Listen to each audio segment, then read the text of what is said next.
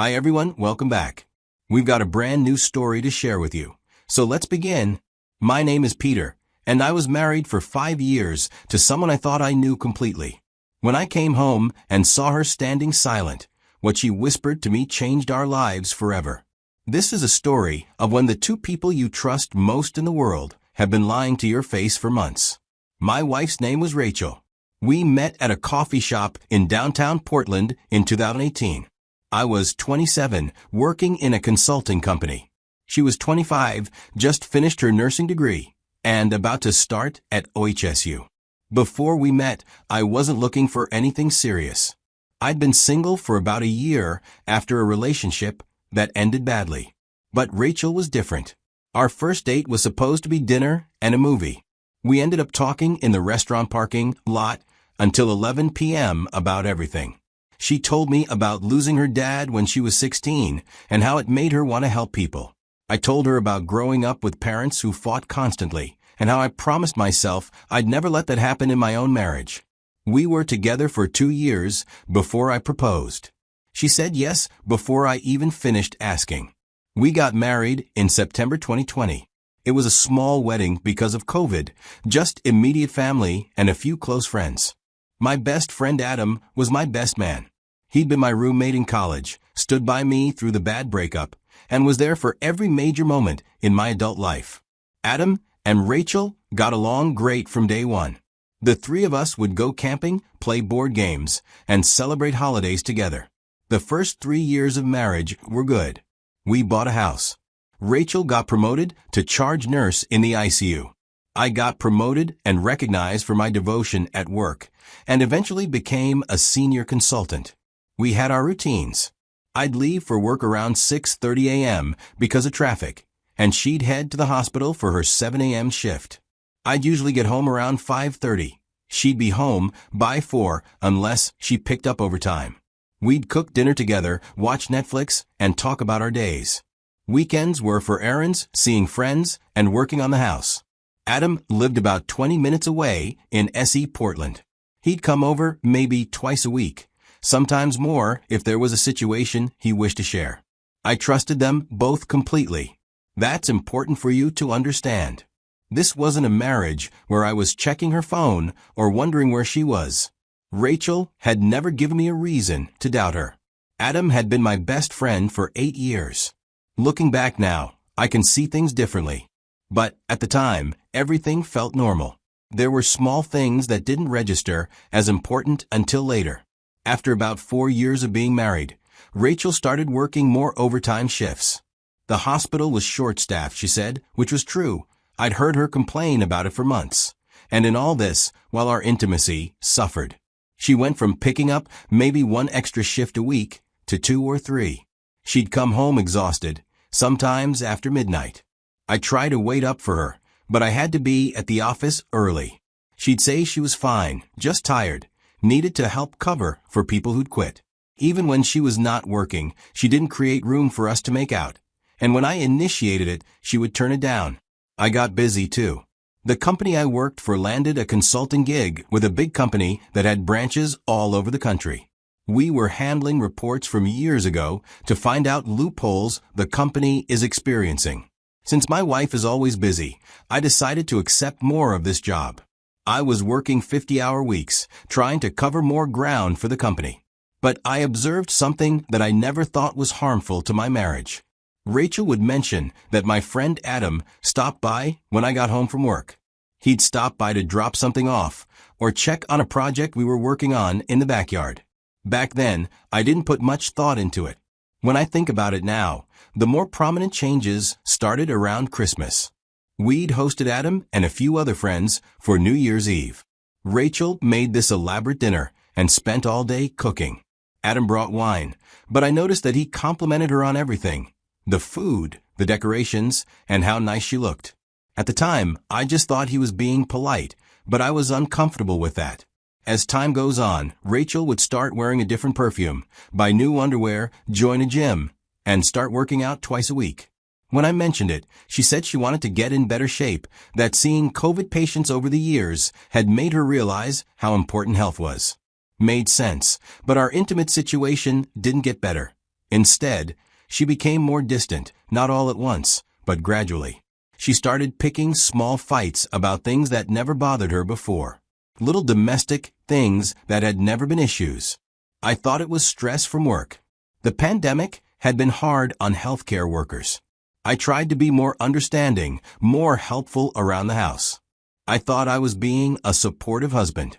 But in reality, what I was actually doing was making it easier for her to spend time with my best friend. One Tuesday, I left the house at 6 a.m. Rachel was still asleep. She'd worked a double shift the day before and wasn't scheduled until 3 p.m. I kissed her forehead before I left.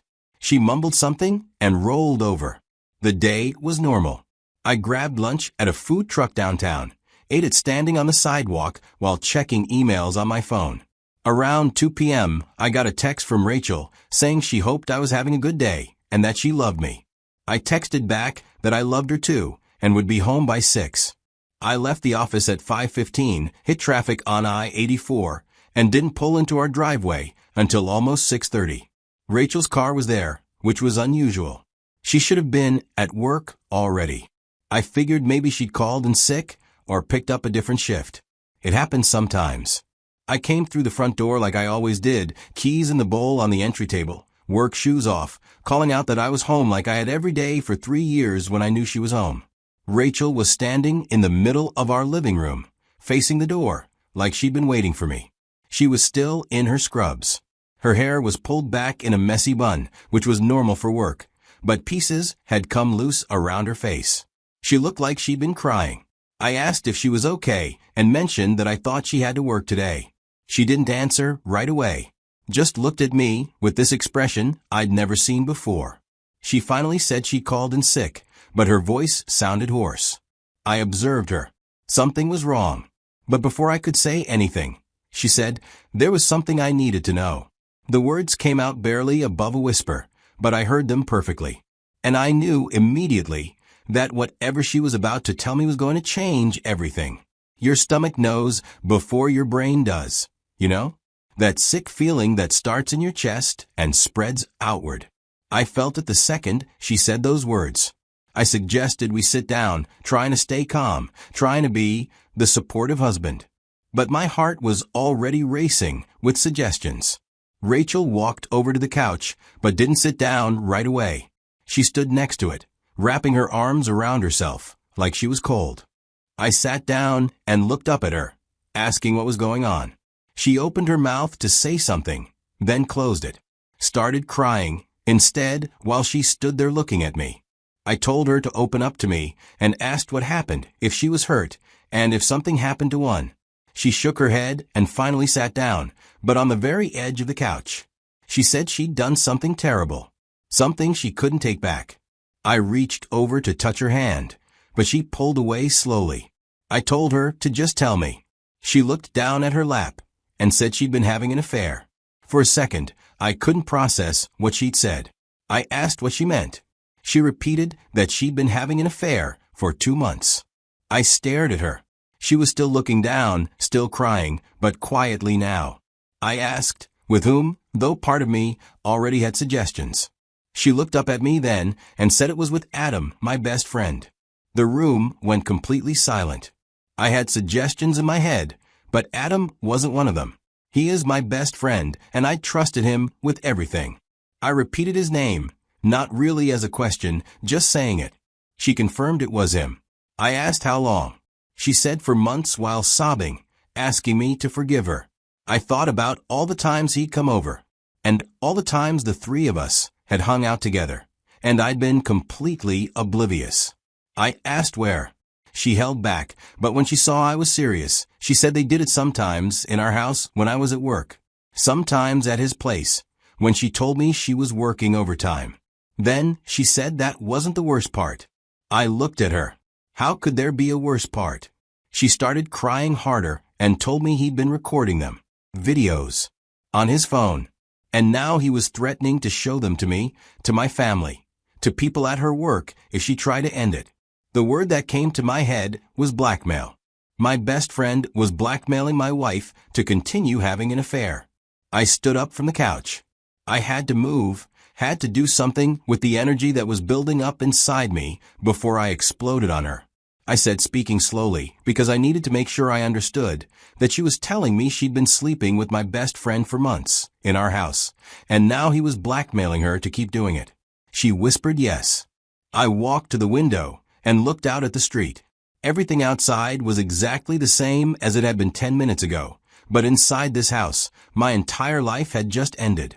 I asked why she was telling me this now. She said she was telling me because she couldn't live with the secret anymore. She couldn't keep lying to me. I pointed out that she'd managed to keep lying to me for months now, until the blackmail. She didn't answer. I turned around to look at her. She was sitting on the edge of the couch, face in her hands, shoulders shaking. I walked back over to the couch, but didn't sit down. I asked how many times. She asked what I meant. I clarified. How many times had she slept with him? She said she didn't know exactly. Maybe 15 times. Maybe more. 15 times you made the choice to betray our marriage, I asked. 15 times you come home and kiss me hello and ask about my day while keeping this secret. She said she didn't know. She didn't know how it happened, which made me laugh with pain. I asked if she loved him. The question surprised both of us. I hadn't planned to ask it. She immediately said no. She said she loved me. She'd always loved me. This was just a mistake that got out of control. I asked, a mistake that happened 15 times. She didn't respond. I looked at her sitting there in her wrinkled scrubs, crying, waiting for me to tell her what came next. And I realized I had nothing to say. No anger, no forgiveness, no plan. Just emptiness. I stood up and walked toward our bedroom.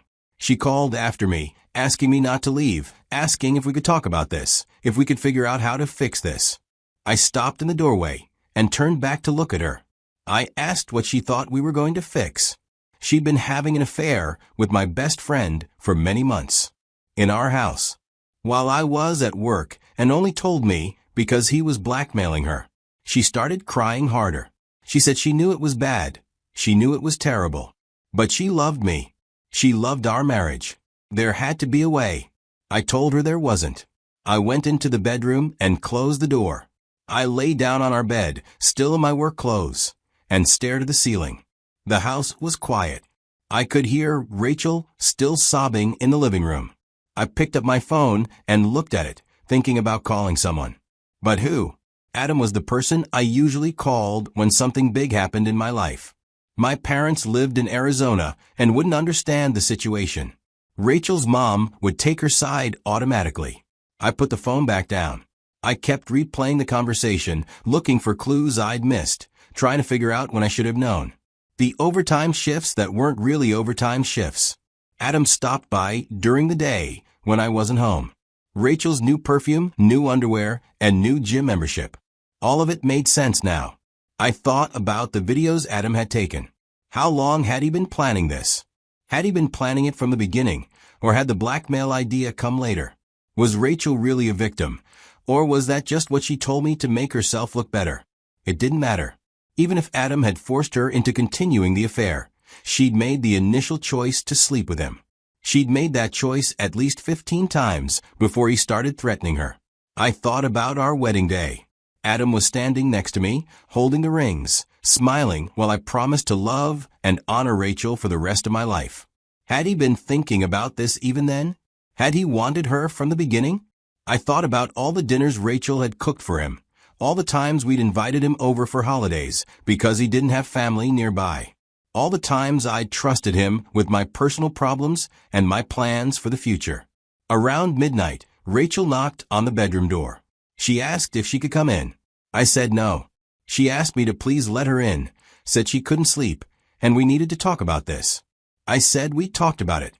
She said we needed to talk about what happens next. I said I knew what happened next. She was quiet for a minute, then asked what. I said I was filing for divorce. I heard her start crying again on the other side of the door. She asked me not to do that, asked if we could try counseling, if we could try to work through this. I said no. She asked why not, said people get through affairs all the time, that we could figure this out. I got up from the bed and opened the door. Rachel was standing in the hallway in her pajamas, eyes red from crying. I told her she didn't have an affair. She had a full-on relationship with my best friend while lying to my face every single day. She said she did love me. I said no, she didn't. She might think she did, but she didn't. People who love each other don't do what she did. She said people make mistakes. I told her this wasn't a mistake. A mistake is forgetting to pay a bill or saying something hurtful when you're angry. This was a choice she made over and over and over again. She leaned against the wall, looking exhausted. She asked what about the blackmail, what about the videos.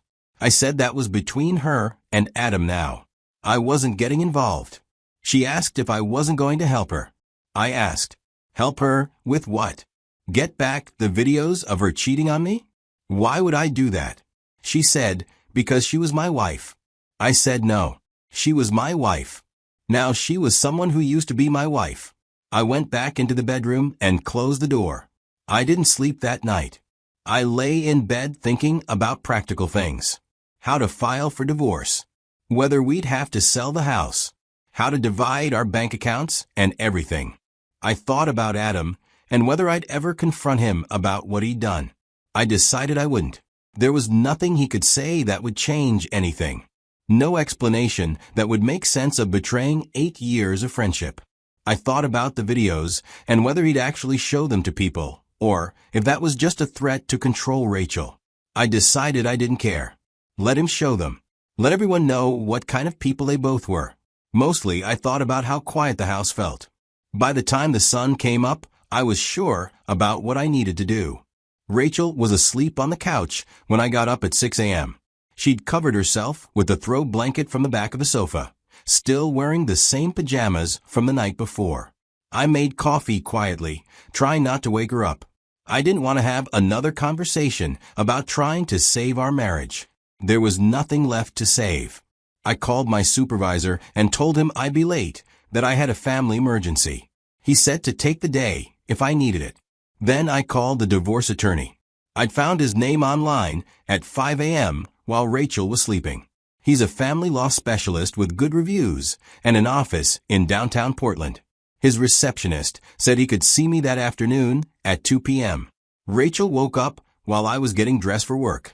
She asked if I was going to work. I said I was going to meet with a lawyer first. Then, yes. She asked if we could please talk about this more before I did anything permanent. I looked at her. Her eyes were puffy from crying. I asked what she wanted to talk about. She said she wanted to explain how this happened. She wanted to tell me why she made the choices she made. I told her to explain it. She seemed surprised that I'd agreed. She said when I was working so much earlier in the year, she was lonely. Adam started coming around more just to check on her, he said, to make sure she was okay while I was working so much. I immediately told her that I began working more because she was working more shifts and hardly had my time. I asked her how she would feel if I were the one with another woman when she gave me excuses about working late. She was quiet. As I was about to walk away, she said it wasn't that simple, that she planned to tell me after the first time. But then she thought about how much it would hurt me, how it might end our marriage, and she convinced herself it was just a one-time thing, that it would never happen again. I said, but it did happen again. She said yes. She told him she wanted to stop, that she felt too guilty to continue. That's when he told her about the videos. I asked if these were videos he'd been taking without her knowledge. She was quiet for a moment, then said some of them she knew about. Some she didn't. I asked which ones she knew about.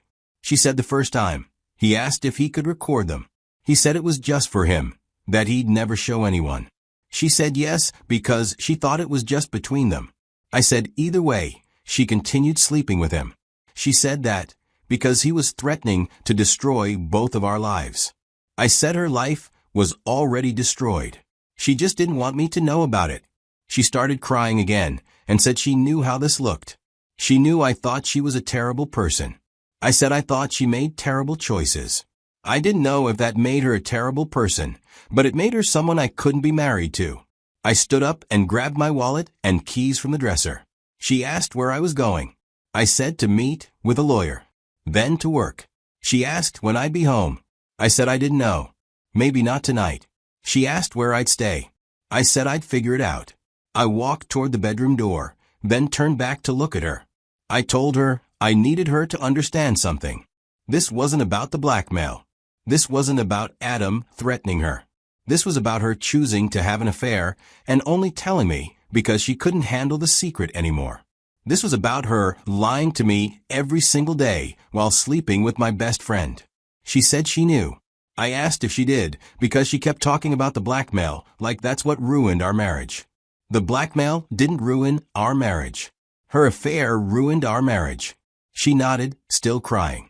I told her I loved her. I would have done anything for her. I worked 60-hour weeks to give her the life she wanted. I trusted her completely. And she threw it away for someone who was now using her. She said she knew. She was sorry. She was so sorry. I said I knew she was. But being sorry doesn't fix this. I left for work. The lawyer's office was in a high-rise downtown. He asked me to tell him what was going on. I told him everything. The affair, the blackmail, my decision to end the marriage. He took notes on a legal pad, asking questions about our assets, our timeline, and whether we had children. He asked if we'd been married 5 years. I confirmed we had. He asked about a prenup. I said no. He asked about joint bank accounts. I said yes. He asked if we owned a house together. I said we did. We bought it 3 years ago. Both our names were on the mortgage and the deed. He asked about other significant assets. Retirement accounts, investments. I said we had 401k accounts through our jobs. Mine was bigger. A savings account with thousands in it. 2 cars, both paid off. He made more notes. He asked if I'd talked to my wife about divorce yet. I said I told her last night that I was filing. She wanted to try counseling. He asked if I was interested in that. I said no. He asked why, saying that sometimes in cases involving infidelity, couples are able to work through the issues with professional help. I thought about how to answer that. I finally said it wasn't just a one-time mistake. It was an affair with my best friend in my house while I was at work. She only told me because he was blackmailing her to continue it. I didn't see how counseling fixes that level of betrayal. He nodded understandingly and asked what kind of divorce I was looking for. Collaborative, mediation, or litigation. I asked what the difference was. He explained that collaborative means my wife and I would work together with lawyers to reach an agreement outside of court. Mediation involved a neutral third party helping us negotiate. Litigation means we go to court and let a judge decide how to divide our assets and debts. I asked which was fastest. He said collaborative or mediation, if both parties were willing to cooperate. Litigation could take months or even years. I asked what if she didn't want to cooperate. He said, then we go to court. But most people prefer to avoid that if possible. It's expensive and emotionally draining. I told him I wanted to try the collaborative approach first, but to be prepared for litigation if Rachel wouldn't agree to reasonable terms. He asked what I considered reasonable. I said I wanted out of the marriage as quickly as possible. I was willing to take my share. I didn't want alimony, and I didn't want to pay alimony. I just wanted to be divorced. He said that sounded reasonable to him and asked about the blackmail situation with my friend. I asked what about it. He said my wife might want to pursue criminal charges and asked if I was supportive of that. I thought about it and said that was her decision. I wasn't going to help her or stand in her way. He asked what if the videos became public. I said that they would become public. I couldn't control what he did with them. He looked at me for a moment and said that was a pretty mature attitude given the circumstances. I said I just wanted to move on with my life. He explained the filing process, the paperwork I'd need to gather, and the timeline for serving divorce papers. Oregon is a no-fault divorce state, which means I didn't need to prove Rachel had cheated to get divorced. I just needed to state that we had irreconcilable differences. He said he could have the papers drawn up by Friday, and I could serve them myself or hire a process server. I said I'd serve them myself. We shook hands, and I left his office feeling lighter than I had in 24 hours. Not happy, but purposeful. Like I was finally doing something instead of just absorbing the damage. I went to work and told my supervisor I needed to take Friday off for personal reasons. He didn't ask questions. I didn't go home that night. Instead, I drove to a hotel near the airport and checked in for 2 nights. I needed space to think without Rachel trying to convince me to change my mind. I called my parents from the hotel room. I'd been dreading this conversation, but they needed to know what was happening. I told my dad that Rachel had an affair and I was filing for divorce. There was a long pause. He said he was sorry and asked if I was okay. I said I was okay. I was handling it. He asked if the affair was with someone I personally know. I said Adam. Another pause. He asked if I met my best friend, Adam. I said yeah. I could hear him talking to my mom in the background, filling her in. Then my mom got on the phone. She said she was so sorry and asked if I wanted them to fly out. I said no. I was okay.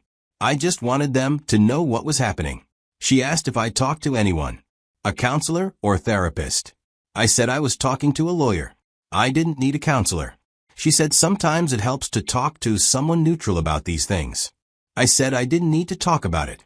I needed to get divorced and move on. She was quiet for a moment, then said okay, but if I changed my mind, there was no shame in trying to save my marriage if it was worth saving. I said it wasn't worth saving. After I hung up, I ordered room service and tried to watch TV, but I couldn't focus on anything. I kept thinking about things. Where I'd live after the divorce. Whether I'd stay in Portland or move somewhere else. I thought about whether I'd ever be able to trust someone completely again. Whether this would make me paranoid in future relationships. Whether I'd always be looking for signs of betrayal. I thought about Adam and what kind of person does this to their best friend. I'd known him for 8 years. We'd been roommates, traveled together, celebrated each other's successes, and supported each other through failures. I'd trusted him with everything, and he'd used all of that against me. I thought about Rachel, too, trying to understand how someone I'd lived with for 5 years could lie to my face so convincingly.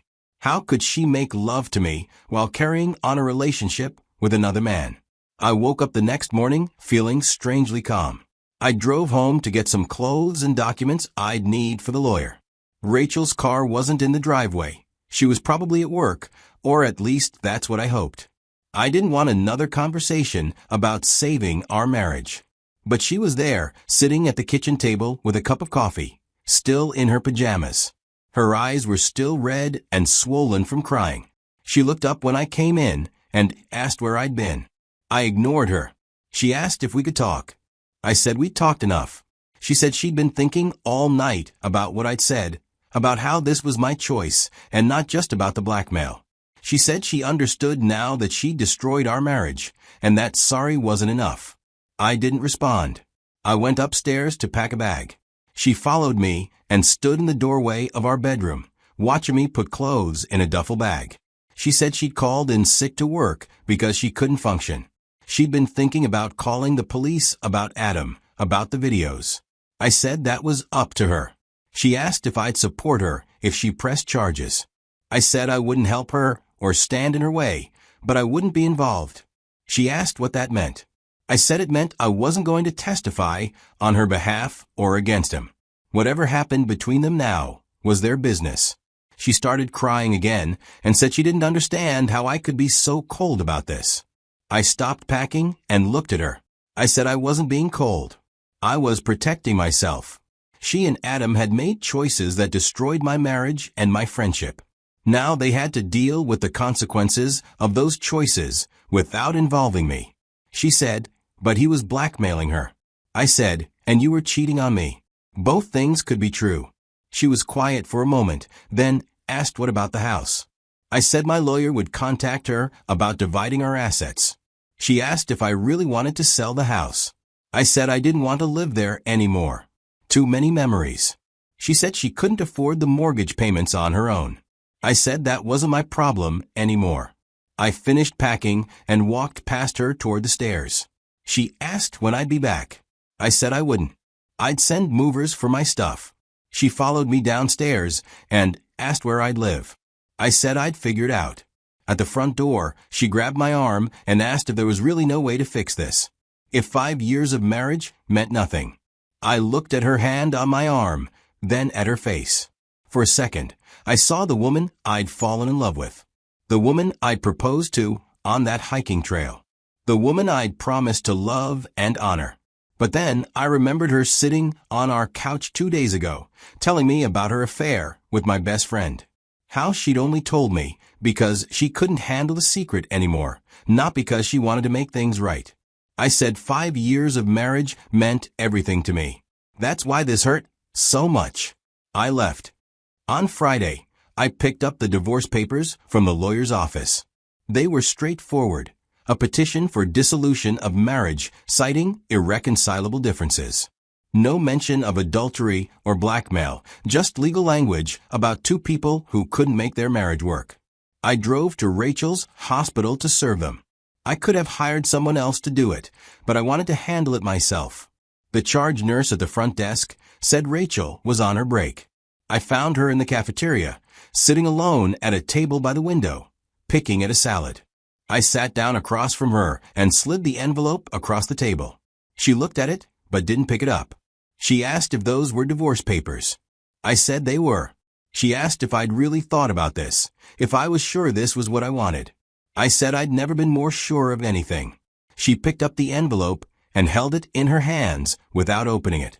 She said she'd talked to a lawyer, too. Then she started crying again and said she wished she could take it all back.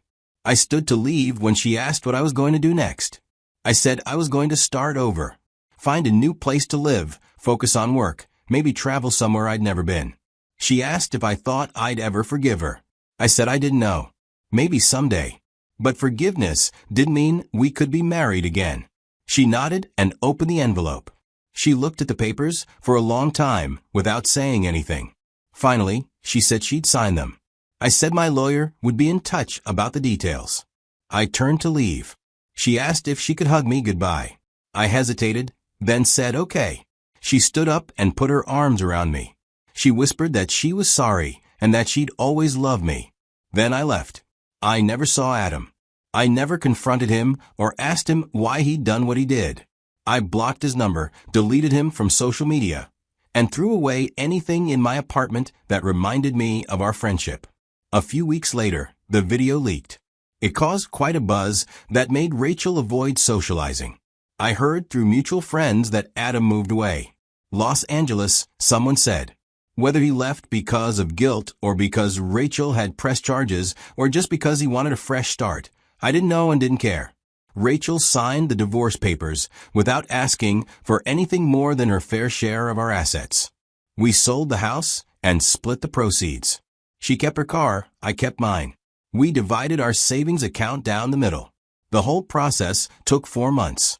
5 years after our wedding, we were officially divorced. She decided to move away and cut off most of the people we knew.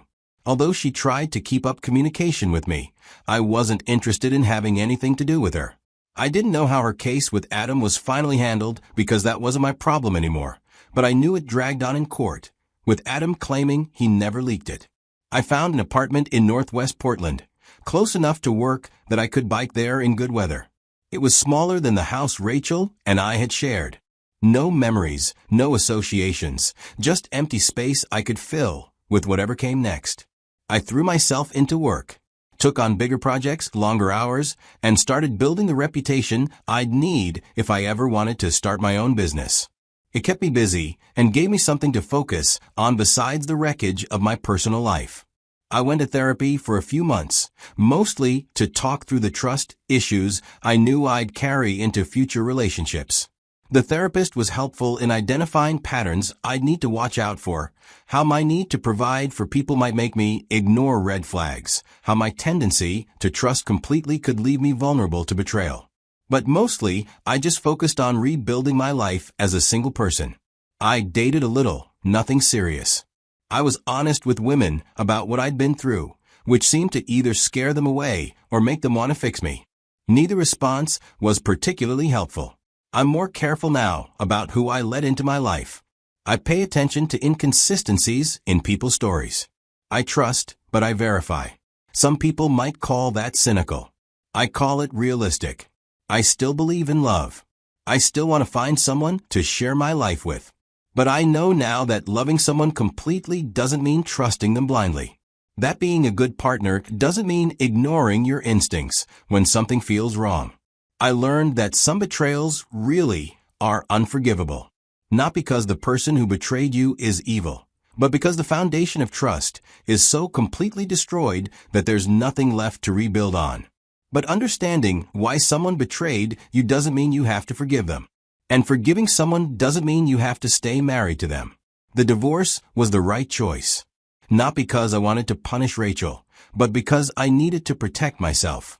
I needed to choose self-respect over trying to save a marriage that had been built on lies for months.